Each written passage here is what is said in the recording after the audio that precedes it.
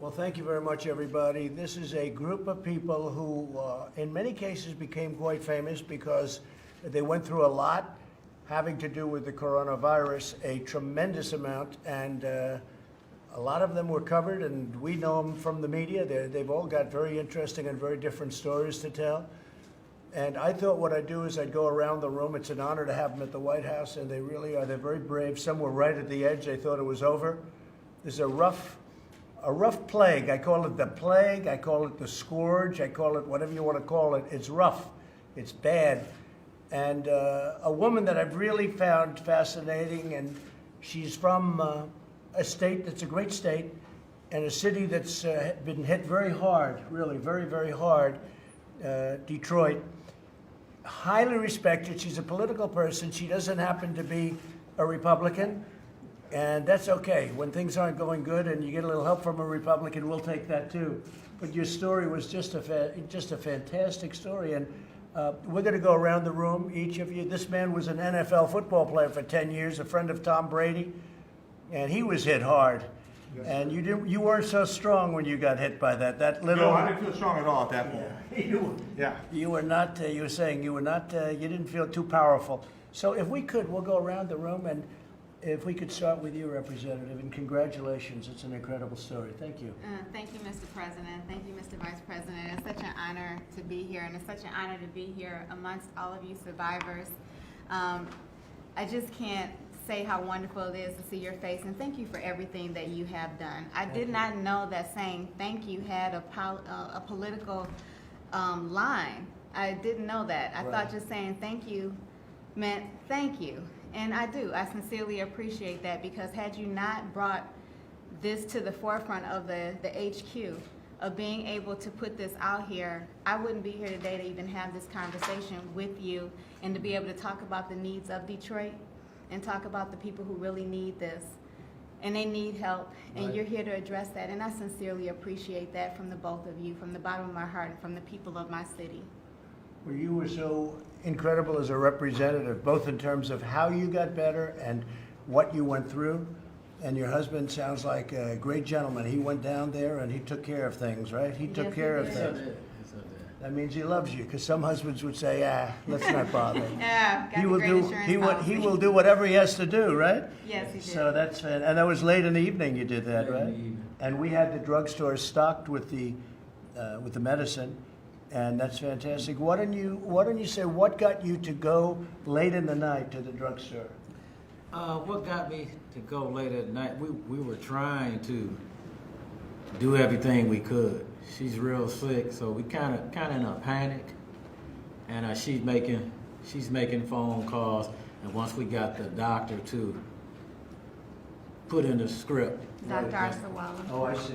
that's when I went and get it around. The doctor did a good job. Dr. Arsawala is amazing. He is a world-renowned doctor in the state of Michigan. And if it Was he a doctor from a hospital or a local doctor? Or he's a doctor, local doctor, but he is Right. in charge of the AMA in Michigan, and he has 9 urgent care clinics. And he has been on Fox That's with me as fantastic. well. But Dr. Arsawala is amazing, That's and he has fantastic. taken care of my family as well. And I've lost several family members to COVID, No kidding. all in one household. My cousin Cheryl Fowler was in ICU. She lost her husband. He was turned away from numerous hospitals, as was she, over 4 times. And within 6 hours, she lost her father-in-law, who was turned away numerous times. Her whole family had to be tested, which are 7 family members. Right. And out of those 7 family members, she's had 3 of those test positive, and that is her children that have How are they tested doing? positive. How are they doing? Thanks to Dr. Arsawala and what you have done, they're doing great. But it can't be just. So they took the hydroxy then? Yes, they did. But it can't be just based on my name Yeah, right. and your name. Right, that's right. It needs to be something that's readily available to everyone in the city of Detroit. Well, I hear that the governor has gone all out for it, from being totally opposed to it. Now she's all out for it, so that's what I'm hearing. So that's a good thing. I think it's a good thing. It's a great thing. So you might have said when you started that walk or run, what the hell do I have to lose, right? You know my expression. What do I have to lose? I thought about that. Because she what was you in said, bad yeah. shape. And I understand. Congratulations. It's Thank an you. incredible Thank you. story. Thank you. And I like Democrats. I especially like this Democrat, though, for just the reason you have a beautiful presence, and you're a beautiful couple. And thank you for coming. Thank you. Thank you for having us. I have a feeling she's going to go very much up. She's a good representative right now, but I have a feeling politically, do you have any further political ambitions, do you think? I actually did not even aspire to be a state representative, to be perfectly honest. So, I don't know. I may have to cross party lines. I may have to work with her and cross party lines. Thank you very much. thank you, Great sir. honor to have you. Thank you. It's my honor. Both. Please, tell us your story. My story is we were on the Diamond Princess, so ground zero, and I didn't get the virus there, although I tested positive there. Didn't learn about it till later. We were flown back, thanks to you. We were flown back by the State Department to first. That was a bad one. Nobody would take the Diamond Princess. Yeah. No other country would take it. Nobody wanted it. It was like, it was, you know, they call it a ghost ship. Not good. So we took it. We were stuck there. It was like we were on a floating petri dish. Yeah. We were watching the bodies get off daily, off into ambulances, taken out one by one. A total of 750 of us over time were taken out. We were more than double the amount of outbreaks if you added everyone in the world at the time, other than China, and China wasn't giving us any information. If you added all that up, we doubled the amount of people who had the virus. How many people died ultimately on the ship? The ship was 11 people have died from the Diamond Princess. And so we, on the plane ride back on the 747 military plane, I woke up with a high fever, over 103. They put me in a quarantine area next to about 8 other people. We landed in Sacramento at Travis Air Force Base, and then they saw me and saw I had a condition, a precondition of Guillain-Barré syndrome, 67 years Oh, old. you did have a precondition. I had a Wow. That's a big precondition. one. So they flew me, they had 3 of us in quarantine, and then my wife and 2 others who didn't have the virus, and my wife never got the virus. She should be the one studied right now. I was flown So you were to, together, no 6-foot thing, no nothing. You were together and you didn't catch it. Wow. They just started taking yesterday, Providence Health and Services on the West Coast just started to do a study. Studying you. Both they're Both using. of us. We don't need him, we need you. They do. They're What's the hoping to answer? create a vaccination. That's Yeah. incredible. Yeah. Yeah. Do you think maybe you had it before and there's an immunity without knowing I it? think so, but we'll find out. Yeah. So you didn't see it at all? Wow, that's fantastic. I don't think she had it. Strong. You So they, don't call that a strong woman, huh? no, believe me, I know that. No, it's amazing to be together like that and to Yeah. not catch it. Not only that, we had 2 friends, so we were going back and forth in each of our cabins. They got exposed, they got the virus. We were stuck How on. did they do? How did they do? They did great. They came out great. We were stuck on a bus for 6.5 hours with people with the virus. On the plane, people had the virus. She sat next to a husband of a couple who got married on the Diamond Princess. They were in their 40s. And the wife was next to me in the special quarantined area on the plane. The husband was next to her, coughing away when we ended up at. Did you feel comfortable? I put a blanket over my head. Did you cover your head or something? I put a blanket over my head because we were so cold. And the smell from the toilets, the 2 portable toilets on the plane was so bad. And that was on a plane? That was on the cargo plane that you guys had sent for And us. then you had the bus. Well, the bus was first, so that was a very long process getting off the So that was bus. no pleasure either. No, that And was, these people had it. Yes. A lot of these people. right. It's amazing. And if they didn't, like our friend from St. George, he did not have it on the boat, but tested 4 days later at Fort Travis. So he either got it on the plane or on the bus. Do you think it brought you two, do you think it brought you together closer? Or Yeah. you could see, Absolutely. I could see it, you know? Absolutely. It brings you together. Does that make any sense? We were separated for In 5 Omaha. weeks. Yeah, 5 weeks, because I was in the biocontainment area in Omaha, and then to a lower level of And you were containment. very sick at one point, right? Just the first day on the plane, I had the 103 fever. By the time I got to Omaha, I was okay. I still had symptoms. I still had a cough that stayed with me for about 2.5 weeks. I had shortness of breath for about 4 or 5 days. How bad was that shortness of breath? Was it noticeable? It was not noticeable when I was lying in bed, but if I got up and walked around the room, if I walked around the room and talked on the phone at the same time, trying to multitask, that was impossible to do. Really? Yeah. How about you? You had shortness of breath too, I read, right? Yes. So how bad was the shortness? The shortening of breath is what really got me afraid, because I do have Lyme disease, and thank you for always mentioning about Lyme disease. Yeah, no, Lyme disease is a big deal. Thank you for always bringing that to the Do forefront. you think you still have Lyme disease? I do. I have chronic Lyme disease because I was never treated in time. Can you get rid of it? I'm hoping that we Lyme can talk disease about is a that. thing that people don't talk about. It is a brutal, It is and if you have a brutal. certain type of blood, you have no chance. It's brutal. Yeah. It's brutal. And then on top of having COVID-19 with it is a nightmare. But the Right. breathing is what scared me the most. And I went from 0 to 100. It was from getting tested that day on March 31st to trying to do a few things around the house to just all of a sudden my breathing became labored. So you actually had a hard time breathing. Oh yeah, I was afraid. I was afraid for my life, and until anyone has been in that person's shoes, until you have walked that walk, and sitting there knowing that the hospitals near you are full, the very 2 hospitals that are near you that you have Right. access to that you cannot get into, Do you think in retrospect you were better staying home? I was better. You know, because those hospitals, they can be crowded. And I didn't know what my status was. So can you imagine, you don't know what your status is, and if you could get into a hospital, and in the way I was filling up with fluid, my lungs, my breathing being labored, I felt if I didn't get that medication, it was either the medication or die. So you thought you were going to die? I honestly felt I was going to die. And like I tell people, I'm telling my story. I'm telling my truth. I'm not telling anyone else's story. I'm not telling anyone else what to do. I'm telling my story and my truth, and this is how I feel, and these are my words. Well, I'm not going to speak for her, but I don't see her voting for Sleepy Joe Biden. I'm not going to ask her that question. But if she votes for Sleepy Joe, I'd be surprised, okay? Anyway, incredible story. Such a great story. Thank you. But your wife, I think we're gonna keep your wife around, right? We'll keep her around and She figure is unbelievable. what's in the veins, She right? is unbelievable. That's fantastic. Great stories. Thank you both very much. Please, go ahead. Yeah, so I mean, I consider myself a relatively healthy individual. Probably get sick once every couple of years. Right. That's good. You know, and to think that I had something like this was very kind of surprising. And I think that to think that you have a virus after being such a healthy individual, you Do kind you of. know where you caught it? So I travel a lot, and I had the flu a little bit, and so I think my immune system was compromised while I was traveling, and it could have been just kind of community transfer.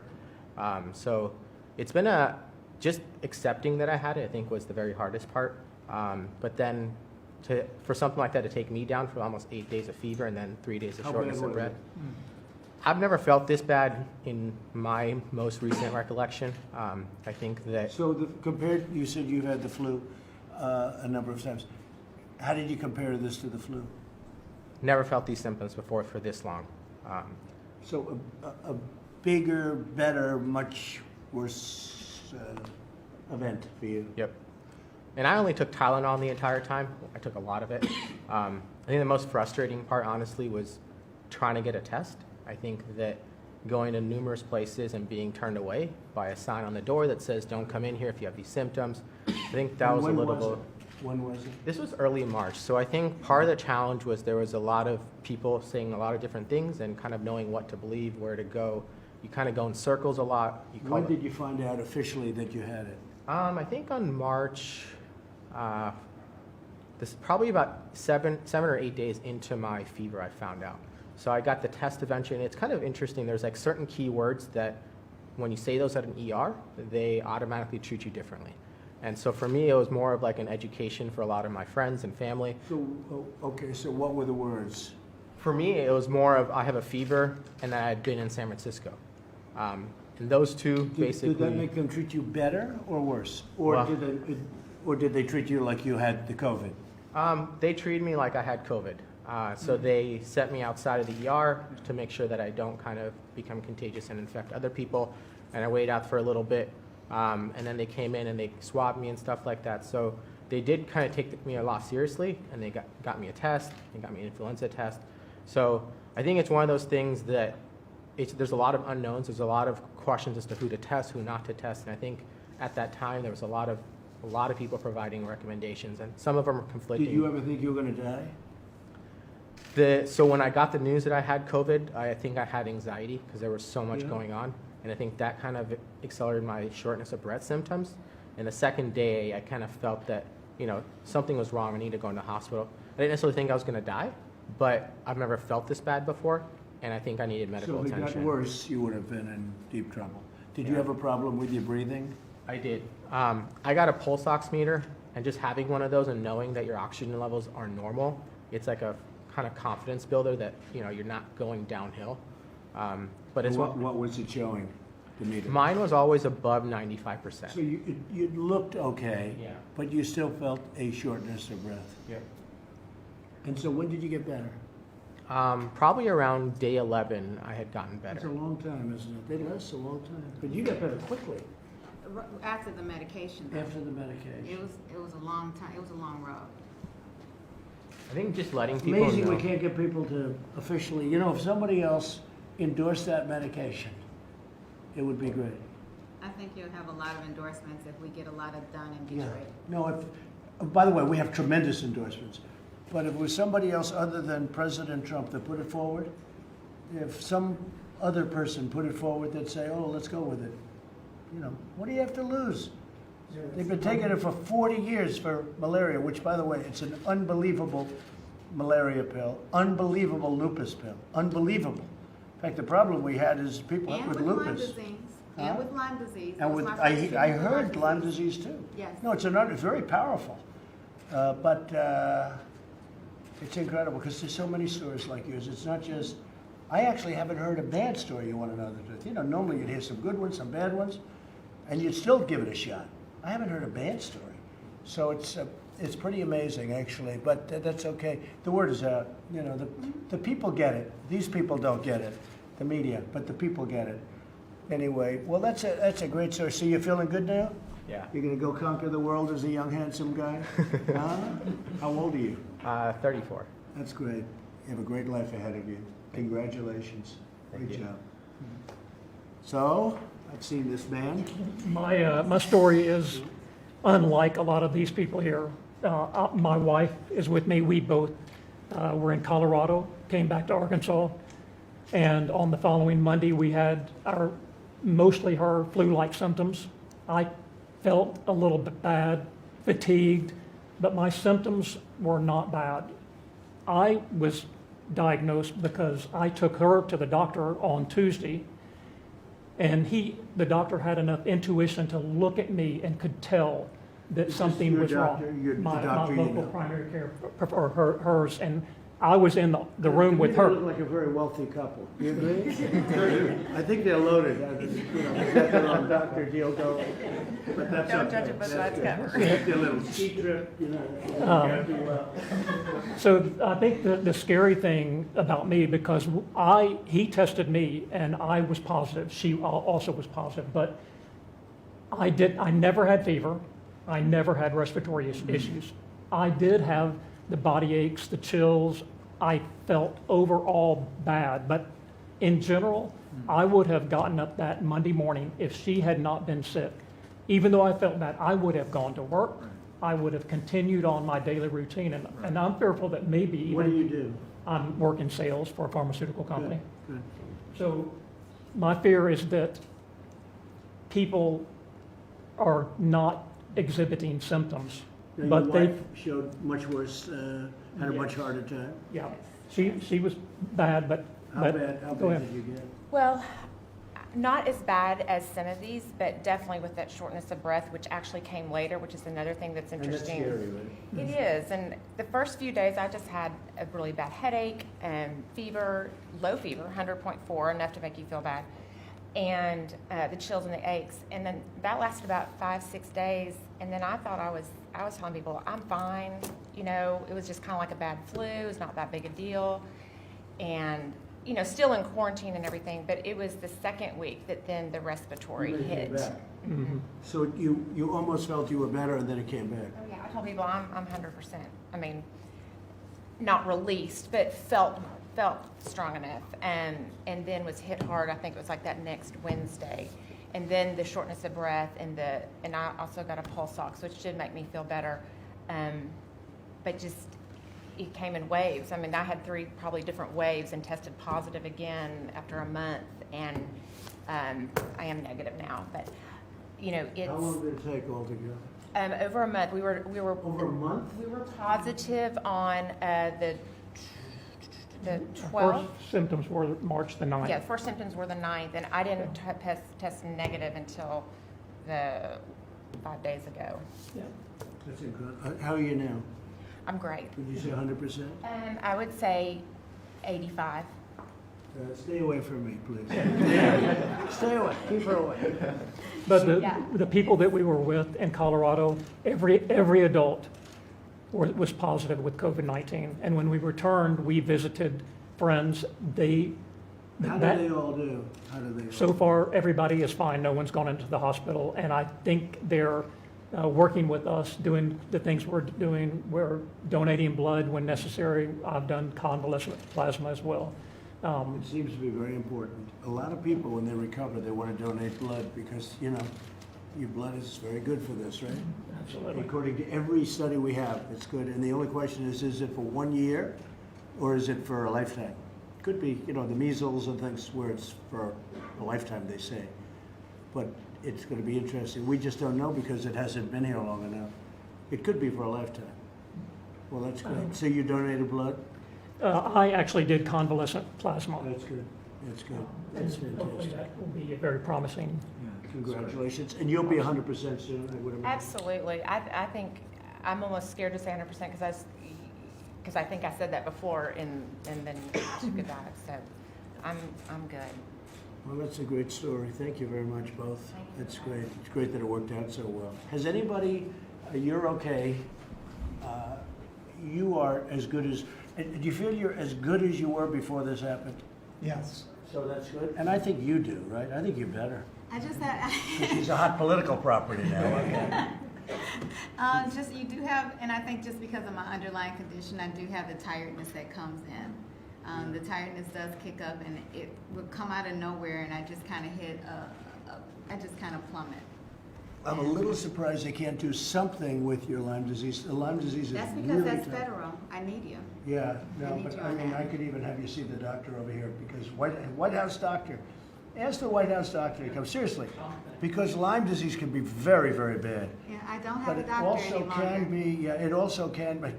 Is it legal for me to allow her to use the WhiteHouse doctor? You know what, if it's not, I will suffer the repercussions, I don't care. Well, The Democrats might not like that, you know. Well, there are a lot of people in Michigan, and I do have 8 Lyme bills that I am putting forward Really for good, Lyme do disease it. because you cannot get treated in Michigan as a doctor sees fit for Lyme disease. People don't know about Lyme disease, it's a very bad It's thing. horrible. And So it is something I'm working But on. it is something over a period of time you can treat generally. It also can kill you. Lyme disease, Yes. if you have a certain type blood, you get Lyme disease, Yes. it's over. I'm glad It's you know literally that. over. I I'm think glad you type know O, that. type O blood is not too good. If you have type O blood, stay out of the woods, right? It's not even the woods. I got Yeah. this at home at 5 years old You got it at home, in Detroit. but usually it's from a deer tick, right? It is a deer So, tick. so where did the tick come from? Well, the tick does not discriminate. It will get on anything. So it comes somehow, right? Yes, squirrel, bug, bird, anything. It doesn't discriminate. Well, it's like when I hit a ball into the rough in golf. You know what I say? Enjoy yourself. I'm not going in there. Now, Lyme disease is pretty tough. It right? is. It's a bad one. I'd like you to see our doctor before you leave, okay? Thank you. All right? I'm going to just say, because sometimes they do have a very, very powerful antibiotic. And, you know, let's see if we can help you out, okay? So this man, as you can possibly tell by look, was a great athlete and a great football player. And I didn't know Mark, but he said, Tom Brady says hello to you. Tom Brady's a friend of mine and a great guy and just signed a nice new big contract, right? With a team that's supposed to have a lot of potential, Tampa Bay. I figured he picked a team. I'm sure he only picked a team with a lot of potential. And it's going to be. How do you think Tom Brady's going to do? I think he'll do great. Coach Arians is a guy that I have worked with him before with the Cleveland Browns. Right. And he's going to love BA. They'll work great together. So Mark spent 10 years in the NFL, and I guess you played with Tom Brady at Michigan, right? Yep, sure did. Did you notice? Could you see at Michigan, because he was picked a little bit late, right? Could you see the greatness in Tom Brady at Michigan, or not necessarily? Absolutely not. Is that true? No, look, he was a great college player, but I mean, look, they're saying he's the greatest of all time now. Well, you can't. Yeah, that's hard to see. But you thought he was. You thought he was really a great player in college, right? Of course. You know, so as a quarterback, the most important thing as being the quarterback of the United States is leadership. That's the most important thing. He's always had that in work ethic.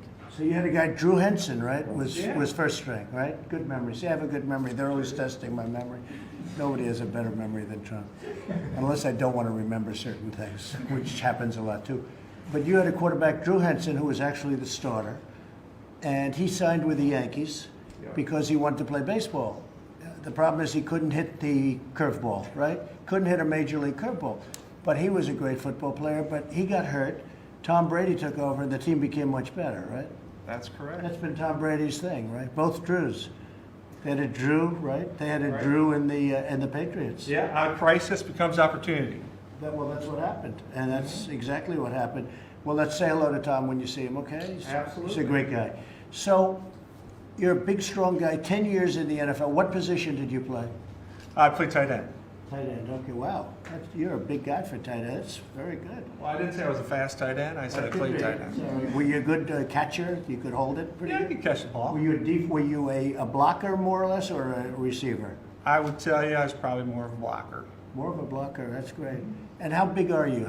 You're 6'6"? Yeah, just under 6'6". Right now I'm about 252. I had the coronavirus diet, but I played at about 260, 265. That's great. You look fantastic. So tell us, so you're a big, powerful guy, and this little bug knocked the hell out of you, right? Yeah, well, Mr. President, if I may, from everybody at this table, I don't think they'll mind if I speak for them. We just want to applaud you and thank you both for your efforts the past 3 weeks. It's been outstanding, and we certainly appreciate it. Well, I appreciate you being here, Mark, and the American people are watching this, and I'm finding it fascinating, from football players to state reps to all of the things that you people do, from a rich couple that wants to go skiing, and they say, what the hell? You're going to sue the ski place? Don't bother. But, no, it's so fascinating to see all different people, different types, different jobs, different everything, all different parts of the country. So tell us what happened, Mark. So, I'm 44, like you mentioned, ex-athlete, still work out, as much as I can. Not as hard as I used to, but still work out, in shape. Essentially, I was driving with my family in northern Michigan. I have 3 kids, Caden, Evan, and Case, and a wife, Michelle. Stopped. The only thing I can think of that I did out of the ordinary, because none of them had, thank God, never had symptoms, still don't have symptoms, I quarantined for them, is I touched a gasoline pump handle. I mean, that's literally the only thing that I can think of. I don't exactly know how, to be completely frank with you, how I got it, but So that's the only thing, because you must go back and torture yourself with where trying did to this figure it happen? out. Lots of time. I mean, when it's all said and done, I've had roughly 30 days of quarantine. That's 30 days without being able to kiss your kids and wife, and do those things that you normally do. Why so long, by the way? the 30 days? Because right at basically at 12 days, I went into the hospital. I spent another 5 days in the hospital, and when I got out of the hospital, I asked the physician, how long does the quarantine last? And I think the safe and easy answer was 14 days. Right? Now, I'll tell you, I went to Critton Hospital in Rochester, Michigan. They were fantastic. The physicians, especially the nurses, God bless the nurses and everything they do. My sister Diane is one of them. They were fantastic. They were absolutely fantastic. And for a place where, the one thing I think we've all kind of touched upon is, look, when you're in the hospital, when you're in that position, quite honestly, it's lonely. I don't know if that sounds weak or what, but you're by yourself, right? And so when those nurses... They really come in and see you, and... Not allowed. Not allowed, right? So when the nurses come in to check your vitals every 3 to 4 hours, it's like, all right, I got somebody to talk to, right? So especially when you start to feel better. A very good guy, right? Gregarious, I guess they call him. He wants people. He wants people. That's good. Go ahead. Yeah, so, I went through that process. Well, technically, just if I back up, if I may, just for a bit. So I got it and thought, there's no way. Okay, I should check my temperature. I don't feel right. But I thought to myself, there's no way. And in fact, I made the joke to my wife, Michelle, that I think I got coronavirus. I'm just totally kidding. I took my temperature, it was like 102.6. So I did like any guy, or at least my buddies would do. I said, I'll go watch a movie and see if it kind of backs off. Well, it didn't. So I went through the drive-through for screening, and basically I was sent home and said, well, go quarantine for 14 days and see, you'll get through this. Your chances are you probably have it. So the athlete in me, I will tell you this, the athlete in me that's the tough guy that just pushes, right? Grinding and just getting things done. It kind of worked against me here because truthfully, if I could have recognized, hey, stop trying to beat this thing when it's only getting worse, I probably would have went to the hospital sooner. I do not, and I was very aware of not overwhelming hospitals. But my point to you for bringing that up is I probably would have also got out of the hospital much quicker. Mm-hmm. So instead of a 5-day stay, it possibly would have been a 2 or 3-day stay, especially if they would have prescribed, HCQ. That would have been fantastic. So you took the hydroxy, I did. and that made a big difference. I would say within 12 hours, I already saw improvement. And when I went into the hospital, I was, You were pretty bad for a while. yeah, my pulse ox was 86. So I did not get put on a ventilator or something like that. Certainly I was provided oxygen support, went on the Z-Pack. So you had the zithromycin and the zinc too? Zinc? They had zinc as well, yes. Yeah, and it's all through the IV drip, right? Yeah, So yeah, sure. you're just sitting there hanging out. But that period of driving to the hospital, my wife's driving me, and just seeing her concern. I mean, that's part of it, right? You see how much they're concerned. I'd much rather me have it than her have it or the So kids. she never got it? She never got it or So the she was kids. with you, next to you, you're driving together, she never got it? Yeah, I went in the back seat, limo style. Maybe though. she's tougher than you, Mark, do you ever think? There's no doubt that she's tougher than me, right? There's no doubt about it. That's pretty amazing. So the end result is you think you're as good as new, right? Yeah, I would say probably about 95%. The only thing is my lung capacity isn't quite where it was. Oh, really? Yeah, so if I went for So a jog, I'd it huff was and puff a starting little to bit. work on your lungs? Correct. It was there? Yes, Because absolutely. once it gets too far advanced, it's tough. That's Yeah, where the I Z-Pack had is. some pneumonia things showing up. Or as they say, what is it, brown glass Yeah. appearance, Well, yes. that's where the Z-Pack comes in, I think. Yeah. That's what. Well, that's when I'm like, hey, prescribe whatever you got to prescribe. Let me get out of here. Why did you take the hydroxy? Why did you do that? You saw it on television? Yeah, I asked them about it, and I didn't know what it was called at the time. I just said the malaria drug. And they said, okay, and they ran through some different thoughts about it. And they had it. They had it. They had it. They sure Because did. we've stocked up the hospitals. We've got 29 million doses. Yeah. We've stocked up a lot of, I think, almost all of the hospitals. That's great. So you saw it somewhere and you said, you'll take anything, right? Absolutely. So actually, my business partner, Troy Evans, he's the one who sent me a text and said, hey, ask if you can get that. That's great. Yeah, so, between him and Dr. Lance Benedict, so I run some small businesses, having those, and thanks to all of them as well, right? So, 46 employees and all that. In order to do that, in order for me to do that and to be away, you have to have good people. And thank goodness I did. Well, I want to thank you. That's great. That's really a great story. To see somebody like you just knocked cold by the invisible enemy, right? That was tougher than any football player you ever played, right? That's And absolutely you played correct. against some tough ones. I know you did. Yeah, there were some battles that weren't so good for me, but I always kept fighting. Nah, you did a great job. Great job. Anybody can be in the NFL for 10 years. That's a big tribute. That's not easy. You know how hard that is, right? Yeah, that's right. Everybody always, every year, the new ones come along and you just stay there. 10 years is a long time in the NFL. That's a great tribute to you as a fighter. I want to thank everybody. This has been incredible. I thought this would be a 5-minute meeting, but I found each one of your stories so interesting.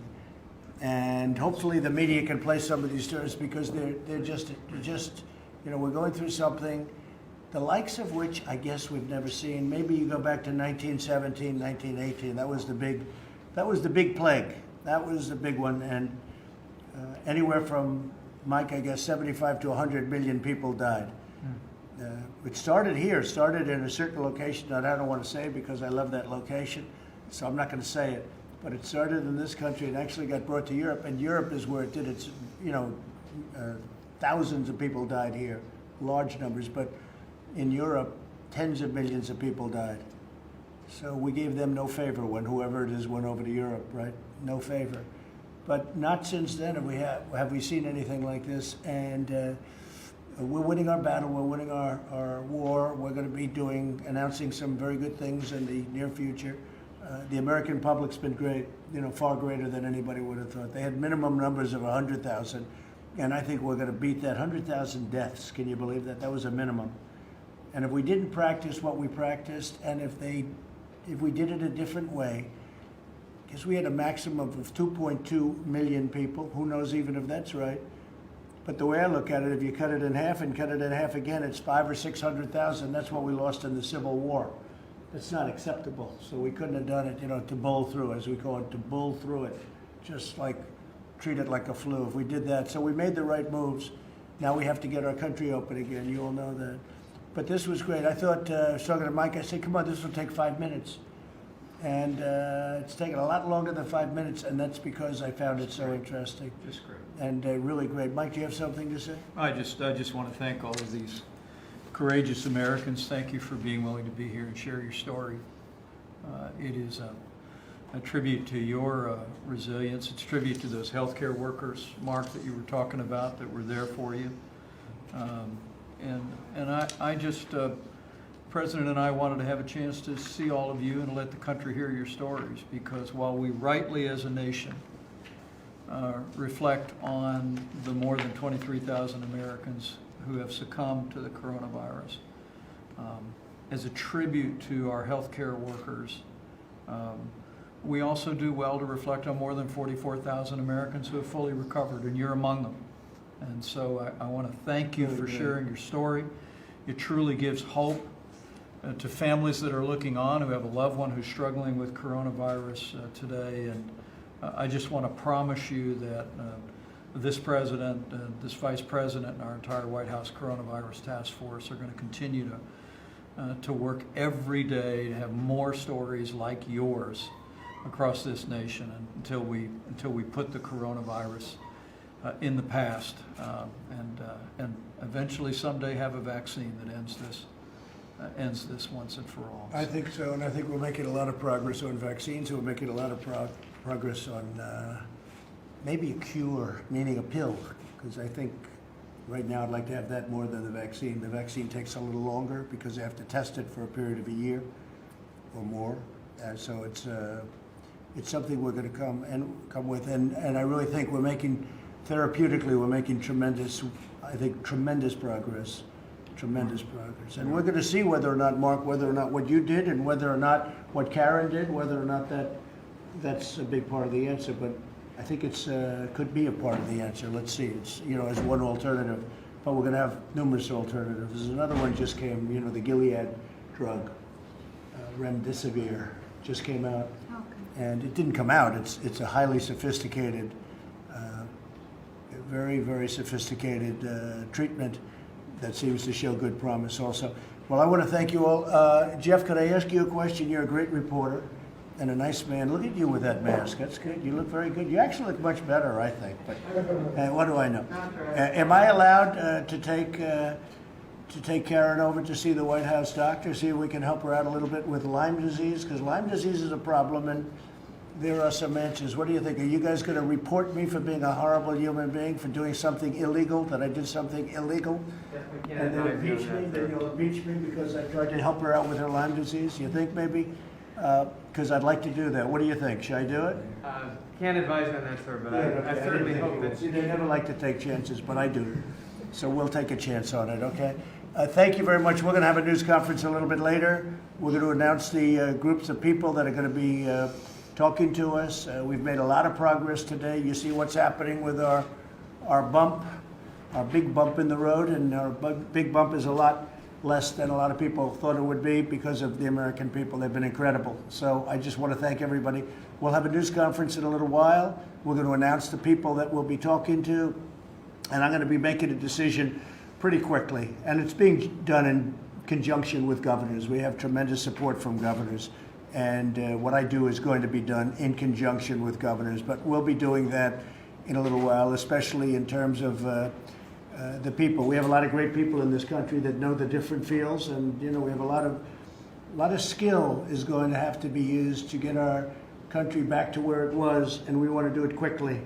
Whether it's restaurants or whether it's airplane business or whether it's a lot of other things. We have a lot of businesses, and we have the best people in every profession, including medical and including political. We have a political group too, a lot of great politicians. So, well, some are great, some aren't so great, but I put them on anyway. You know, we want to have a sampling of everybody. So we have a lot of talent. I want to thank you all. You folks are fantastic, and just get better. Get your job finished up, okay? You're going to be 100%. You look great. And thank you very much, Karen. You and your husband are going to come with me, and I'm going to have you sent over to the White House doctor. They have really great doctors. They just wait for me, you know, they say. They're there for me. But Mike too, I think. Are they there for you too? And if anything should happen, you know, it's very interesting. I was with somebody not so long ago, and he fainted. He had something happened to him. And it was at a certain location. And within like a minute and a half, there were 7 doctors standing over. They had oxygen. I said, I've never seen anything like it. So they are prepared, and they are great, and we're going to take you over, and maybe we can find something for you, okay? That sounds great. We'll knock out 2 of them. Yeah, All that's right, great. we'll knock out 2 of them. Thank you all very much. We'll see you in a little while. Thank you. Thank you very much.